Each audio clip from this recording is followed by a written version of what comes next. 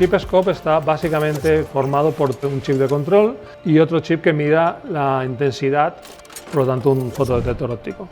Y lo que hace único este microscopio es la matriz de LEDs.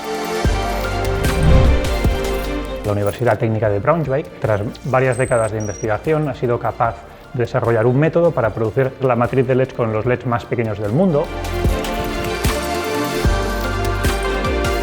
Somos capaces de encender uno tras otro y de forma independiente. Esto es algo que nunca se había conseguido anteriormente, que nos permite escanear la matriz y conseguir formar las imágenes de ChipScope.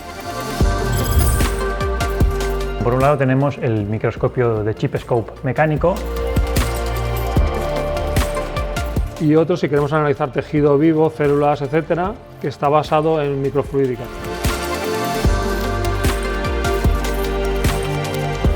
Es gibt drei wichtige Punkte, die man beachten muss, wenn man lebende Zellen mikroskopieren will.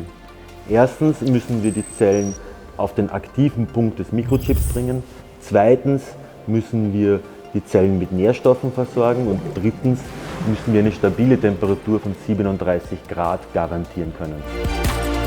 Todo esto se puede miniaturizar hasta el nivel de llevar un microscopio en un bolsillo.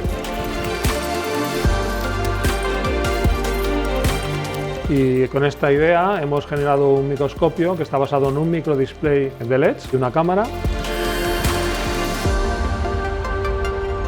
Bedenken Sie, dass in vielen Regionen der Erde es Gegenden gibt, die sind entlegen. Viele Gegenden sind ökonomisch auch eindeutig benachteiligt.